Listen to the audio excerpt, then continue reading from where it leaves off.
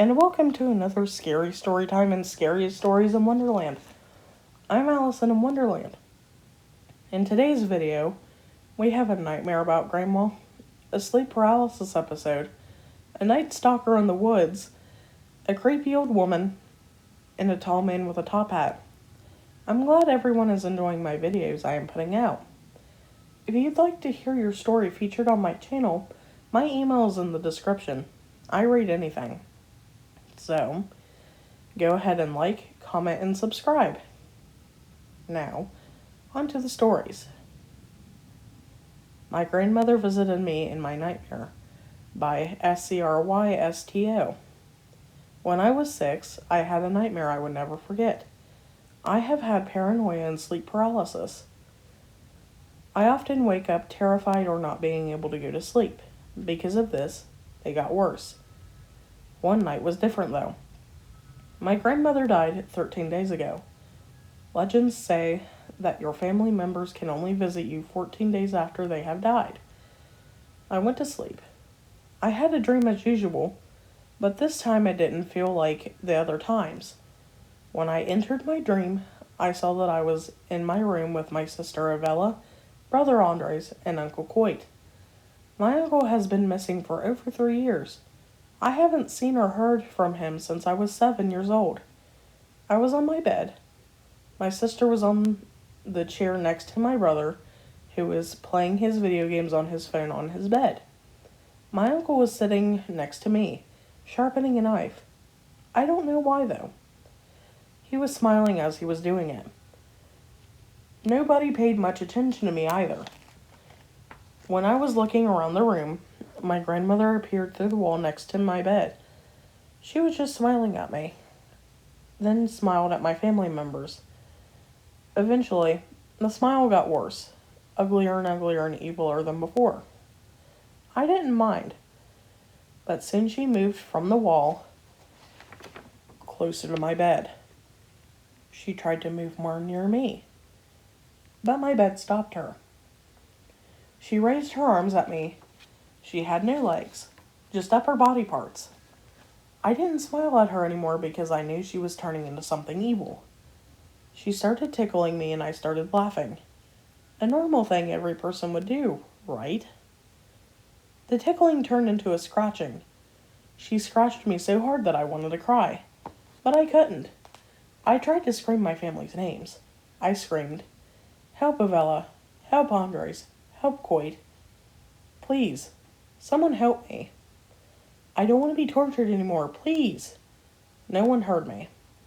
They didn't move. They didn't pay attention to me at all.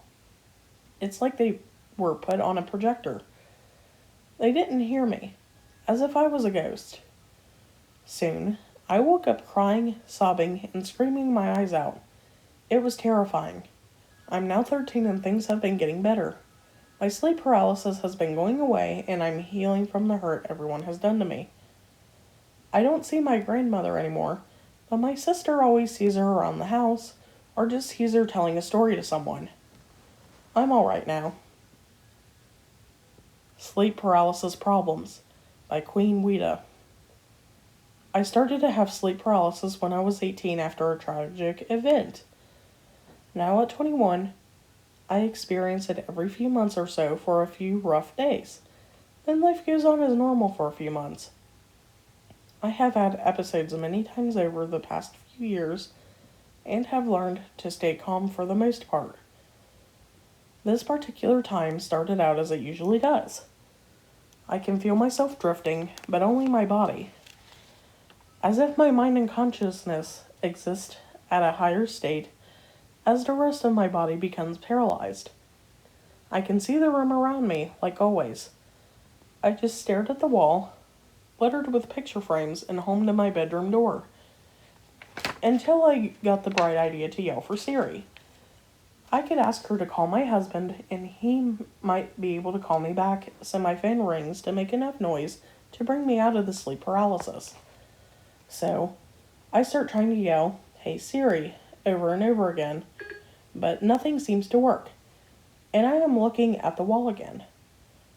In that moment, I must have willed him into the dream, because my husband then walks through the door. I looked over at his face and into his eyes, and they were lifeless. He spoke to me, but his words were garbled. Then he began to walk towards me. Screaming was all I could do, because all I could think was that this was not my husband. This was a figment of my imagination, and I had no escape. I screamed and screamed in my head as he came closer. I woke up sweating and halfway in tears. I called him immediately, not caring that he was at work, and he was able to calm me down.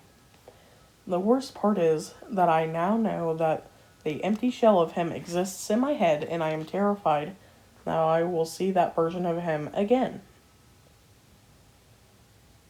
Nightstalker While Alone in the Woods by NerdGirl513. This is the first of 3 stories. I also posted this on another sub, but thought they would go good here too. I have lived in a state park for almost 17 years because my dad is a ranger. So I have seen quite a few strange things. I'm going to share 3 of the things that have happened to be in the park. We're located deep in the Appalachian Mountains, an hour away from the closest highway, and the park covers most of the mountain. The whole park is covered in dense forest. My first story takes place in the late fall whenever I was around 13. I have always hiked around the park, day and night, on and off trail. So I have never been afraid when going off on my own in the woods.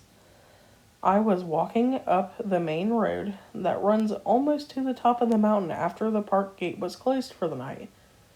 So I would be the only one in the park. I had been walking this same route night after night for over a week with no problem. But this night before I went out, my mom said, "You should take the cell phone with you tonight. I just have a feeling." I took the cell with me because there weren't any downsides if I brought it. And I just wanted to get out quickly that night. I was a few hundred yards past the gate when I heard some kind of animal moving in the woods on the right side of the road. If you're going up the road, the right side is a bit of a rock face that goes up, and the left is the rock slopes that drop down. I didn't think much of it because I hear animals in the woods all the time, and there are officially no dangerous animals in the park. So I had nothing to worry about. As I continued up the road, the rustling in the woods seemed to follow me up the mountain. I flashed my light in the woods and made noises a few times in hope of spooking whatever it was away from me. Once I could tell whatever it was wasn't backing off but was also getting closer, I turned around and began to make my way back home. I began to pick up the pace, but didn't run because you learn from day one to never run from an animal. I decided to call my parents. While walking, I told my mom that I thought a rabid animal was following me. I wasn't too worried about it though. We had an outbreak of rabid animals in the park earlier that year, and when my dad went to go get them, he said that they would follow him around instead of running away. My dad got on the phone and asked what kind of animal it was. I decided to try and see it again. I saw the reflection of its eyes in the woods, but it was too tall for a raccoon but too short for a deer. I couldn't make out the shape that well, but it looked unfamiliar. That's when I felt something that I had never felt before when hiking in the woods. Genuine fear. I told them to come and get me because something was following me, and I knew it wasn't a normal animal that's usually on the mountain. My parents told me the next day that they had never heard me sound that scared before, and that's when my dad got out the door before I ever asked. My mom took the car, and my dad had started running up the road to get to the park gate. I almost got to the park gate. I had just had to get around one large bend, and I could hear the car horn getting closer. I could also hear the animal behind me getting closer too. I knew the gate was closed, but once I got around the bend to it, there would be a straight shot to the parked car just behind the gate. Just before I rounded the bend, I flashed my light up to the small rock cliff above me, and not even 15 feet to my left, crouching on the rocks, was an adult mountain lion. I just remember my brain going into autopilot. I don't really remember much of what happened in the less of a second it took me to get from where I was to the car. I didn't really think I had seen a mountain lion. I thought it was my mind playing tricks on me. The next day, we had heard someone down the mountain had also seen a mountain lion in the early hours of the morning and had snapped a picture of it. I didn't go hiking alone at night for a few months after that. After a while, and still to this day, I still love going out hiking in the night or the day. This was probably the scariest thing involving an animal I have ever experienced, but I am not going to let that stop me from enjoying the outdoors. Old Woman Watches Me Through My Window by Andrew. This even took place in late November of 2018. My parents were out of town for a few nights while I remained home alone. I won't lie, it was all that I could have asked for. Watching movies in the living room until the sun rose, going into the kitchen at any time in the night, and so on and so forth. On the last night of my time alone, I decided to practice my drawing skills while listening to some classical music. While drawing, the idea of forgetting to close one of my kitchen windows would not just leave my mind. Therefore, I decided to leave my bedroom and check the kitchen. As soon as I set foot out of my room, my eyes met with those of an old woman looking directly at me through one of my hallway windows. She was wearing a black dress and a blue headscarf. Her facial features were barely visible, but I somehow could see her old wrinkly face. I wasn't afraid anything was going to happen. I was extremely disturbed by the fact that a random old woman was staring through my window late at night. I ran swiftly to the kitchen, opened up the window, and asked if she needed any help. She didn't respond or move. She simply stood there. I knew I had to do something. I couldn't let her stay outside of my house the entire night. As soon as I opened the door, she slowly moved towards the front gate, unlocking it, and then promptly leaving. To this day, I still can't figure out how she managed to unlock my front gate, or why she kept staring through my window.